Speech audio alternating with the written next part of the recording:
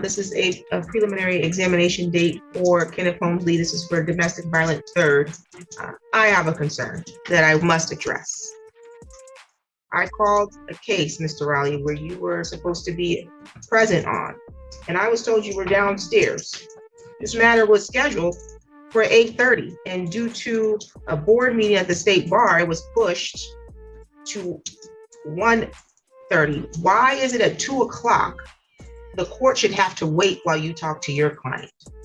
I certainly apologize, Your Honor. I have received some information from our prosecutor that I wanted to relate to my client at that time.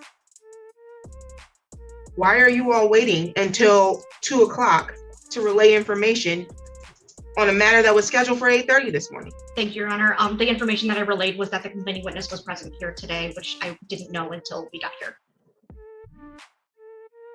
Okay, that was the expectation. It's scheduled for an exam. The expectation is that a complaining witness is going to show up. We should be proceeding with that expectation anyways, no? Yes. So why did that require you not be here?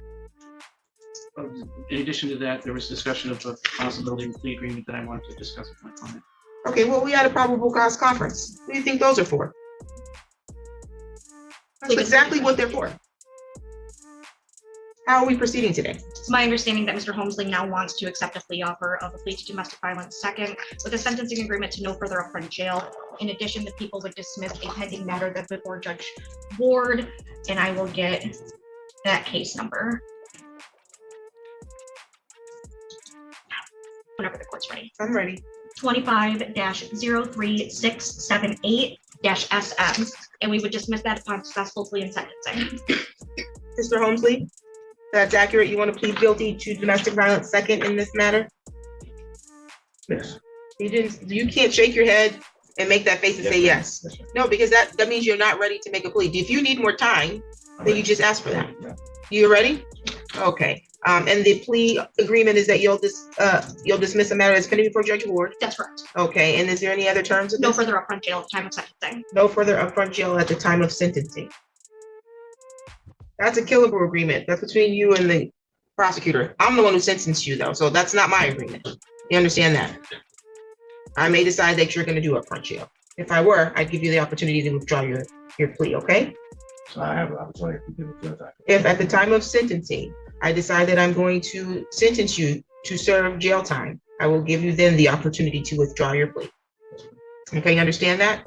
Okay, raise your right hand. Do you solemnly swear or affirm the testimony you're going to give is the truth and the whole truth under penalty of perjury? You can put your hand down. Okay. You understand in this right that you have the right to proceed all the way to trial and you have the right to jury trial. Okay. You understand you're presumed innocent until proven guilty. And you understand that the prosecution has not proven you guilty, so you're going to waive your right to the presumption of innocence, and then you're going to plead guilty to a domestic violence second? Okay. And so you understand that comes up with waiving your right to trial, waiving your right to be able to cross-examine any witness called to testify against you, your right to subpoena witnesses that will testify on your behalf, your right to present evidence to any defenses to domestic violence, and then your right to remain silent and not have it used against you. You understand that? Is there anyone coercing you to plead guilty? Any promises? I'm sorry? You got to speak up, sir. No. Anyone coercing you to plead guilty? No. Any promises in exchange for a guilty plea?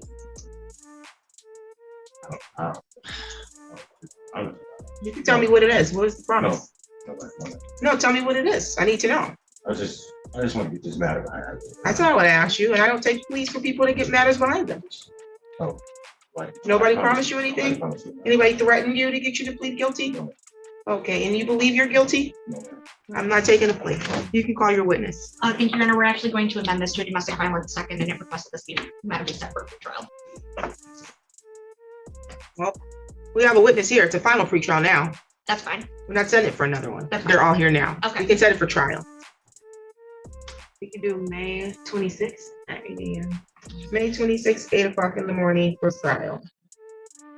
You've been reluctant to plea the entire time anyways. It was evident in your facial expressions and your body language. But once you told me that you do not believe you're guilty, I am not able to take a plea anymore. It's not about apologizing. I'm not able to take a plea because you can't plea if you're not guilty.